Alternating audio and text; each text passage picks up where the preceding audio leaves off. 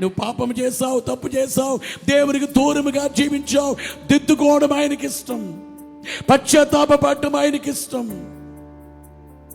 ఓ మాట చెప్పాలి, ఇస్కరియోతు యూదా కూడా పశ్చాత్తాపపడ్డాడు. అయ్యో అయ్యో నేను యేసు ప్రభు నమ్మేశానే, అయ్యో అయ్యో అన్నాడు. కానీ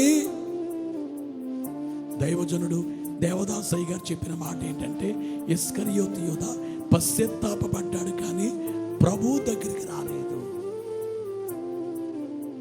ఏడ్చాడు కానీ రాలేదు, బాధపడ్డాడు రాలేదు. అలాగే నీ ఇంట్లో అయ్యో నేను పాపిని, నేను తప్పే చేసా అంటే కాదు. తప్పు చేసి నీవు యేసయ్య దగ్గరికి వచ్చి ఆయన పాదాలు పట్టుకుని నేను తప్పు చేశాను మరి ఏ సైతానాలు లేవు అంటే ఆయన దగ్గరికి రావాలి.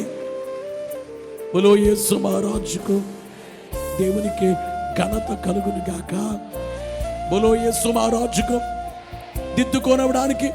దిద్దుకోవడానికి 5 సూత్రాలు ఉన్నాయి. ఒకటి ఏమిటంటే వాక్యము ద్వారా లేఖనాలు.